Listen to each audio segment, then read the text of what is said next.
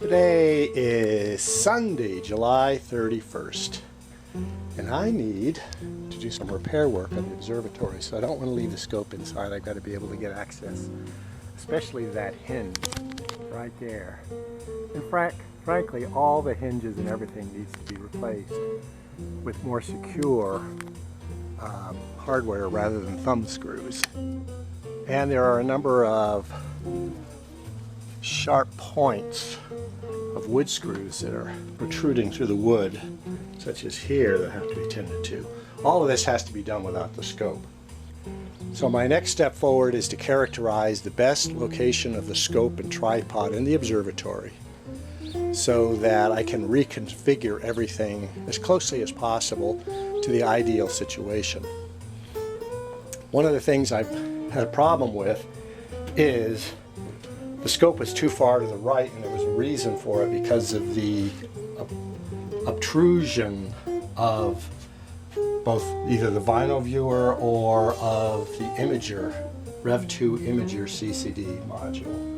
So I have to take all that into accounting as I do this.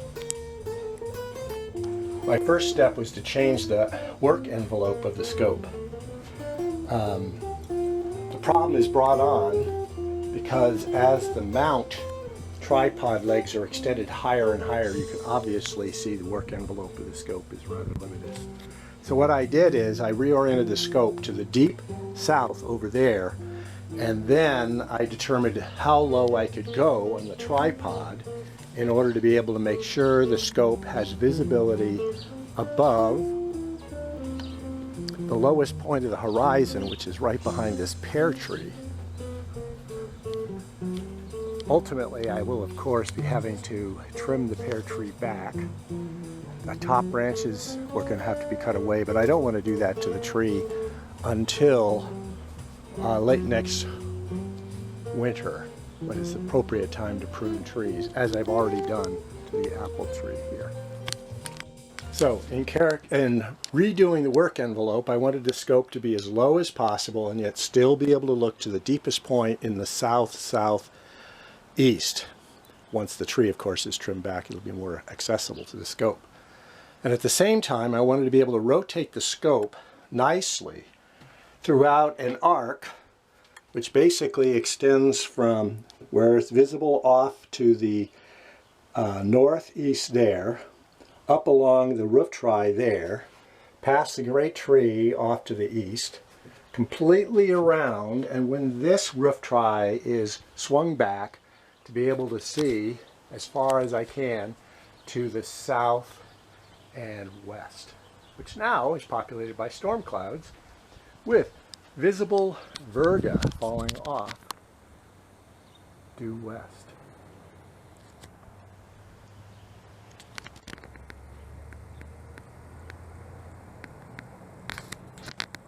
So having set the scope work envelope up so that it'll accommodate both the imager and the bino viewer, as well as eyepieces, etc., etc., I then have to make sure that I capture a good record of its location.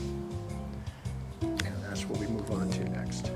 So I had determined when I oriented the scope to the deep south that I had about 1.5 inches clearance before the dew shield would start being blocked to any degree by this lip of the south-facing wall. I determined that to be about 1.5 inches. So subsequently I lowered these legs using this pinion here lock by 1 inch. And in doing that, I determined that there's roughly 24 inches between the floor here of the deck and the bottom of this pan. So that's a rough value, and I'll have to record the value and put it as a caption here once I'm done.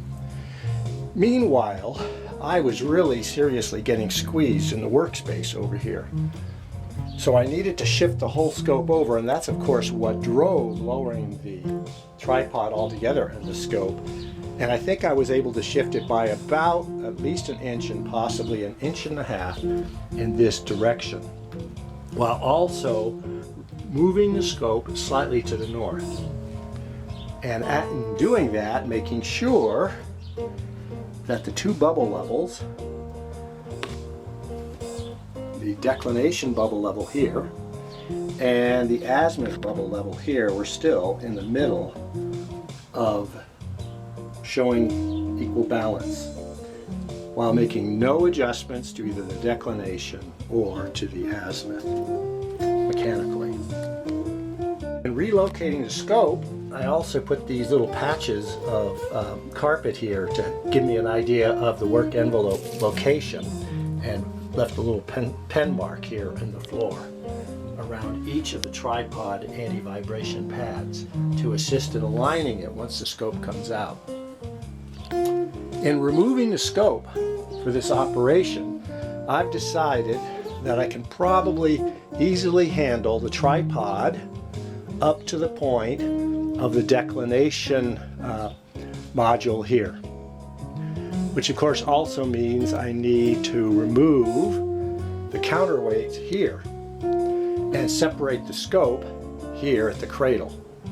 Now, in doing the work envelope, I also had to seriously shift the scope forward in this direction to accommodate the bino viewer, which is heavier than the imaging module.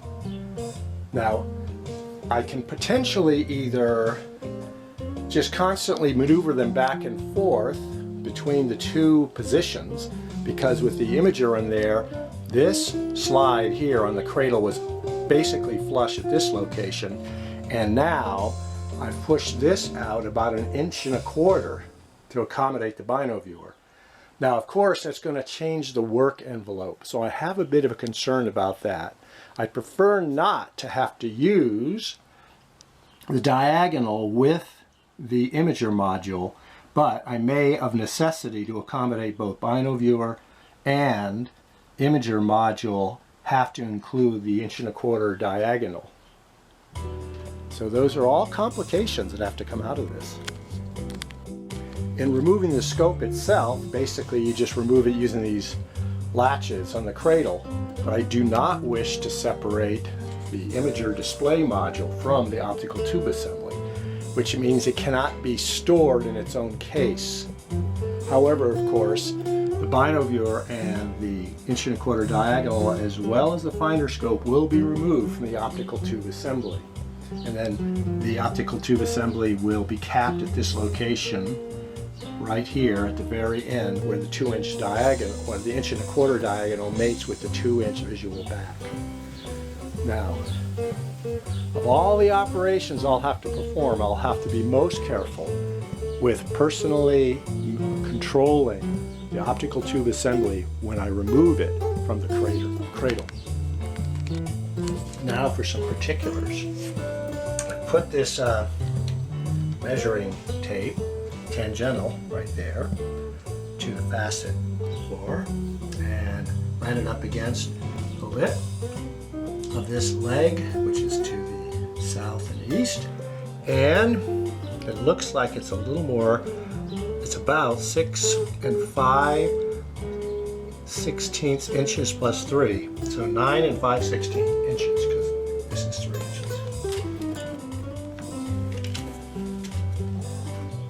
I am about to do the same here.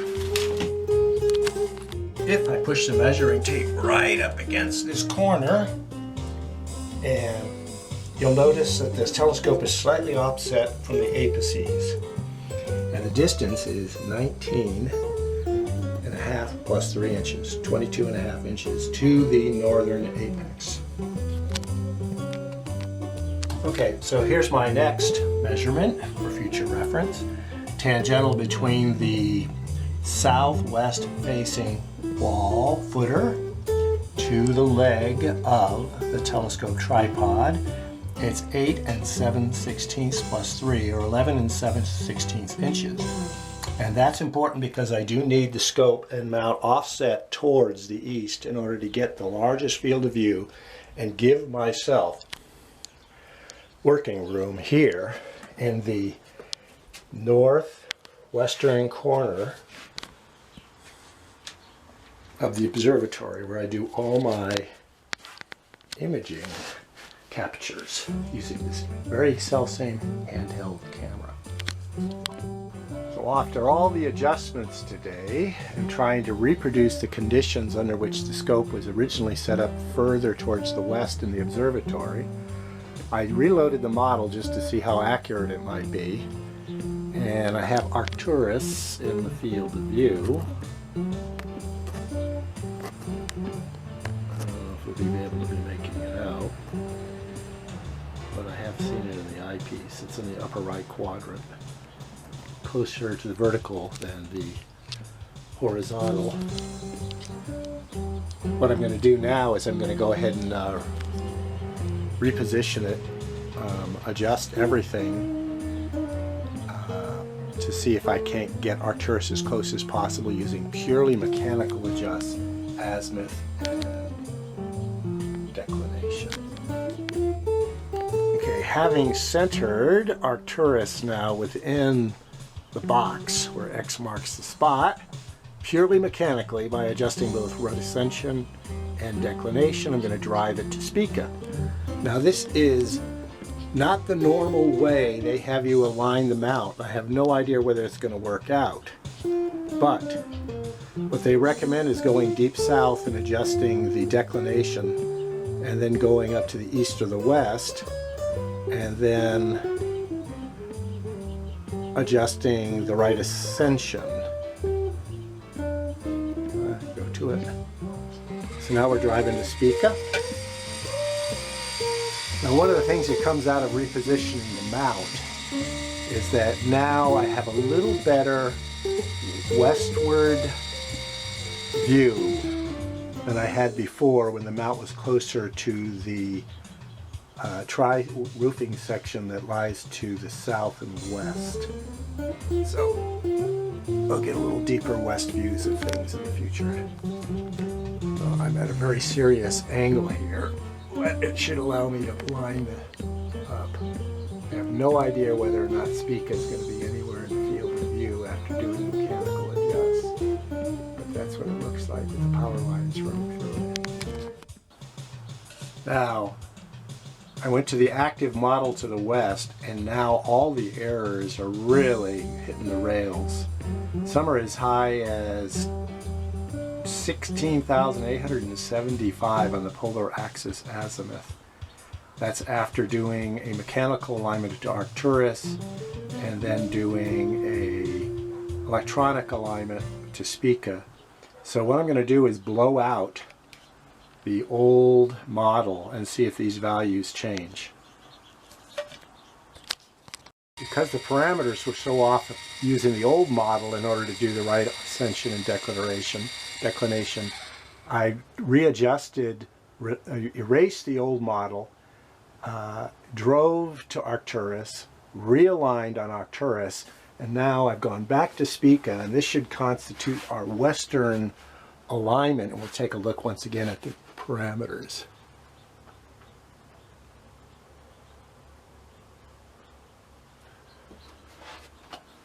And from what I can tell, Spica is pretty seriously off base.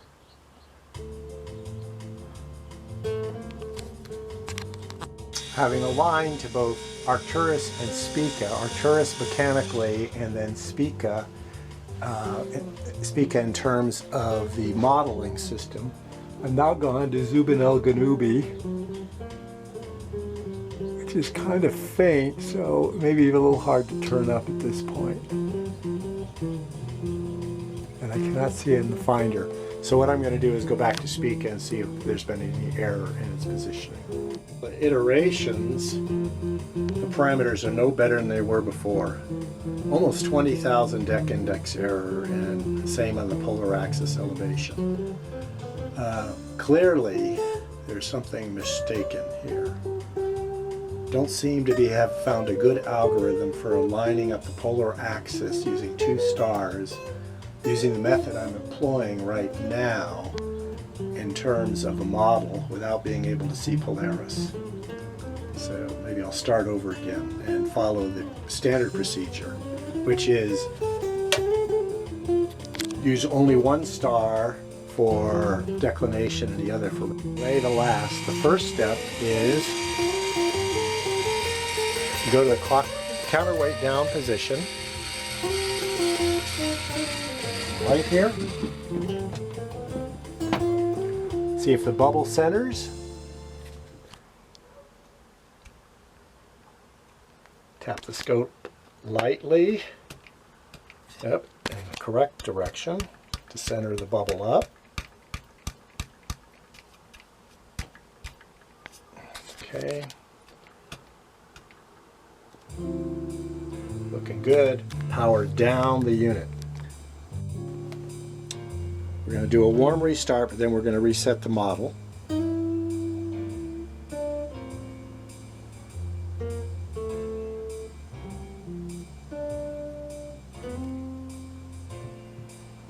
Go to Menu,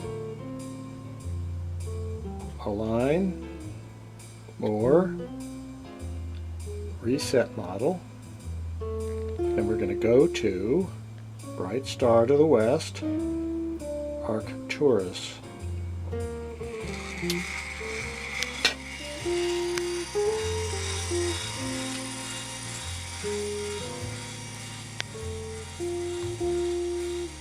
Multiple iterations of using Vega and Altair as guide stars mechanically, and it completely got crazy when I used Altair, which is further to the east for the deck, and Vega for right ascension. So I switched them around, and now I'm about as close as I can get by just making mechanical adjustments. So here, after lining up modeling on Vega, here's the location of Altair, which I now have to model on. Well, I can do no more with modeling tonight. I did a 2-star iterative Altair Vega.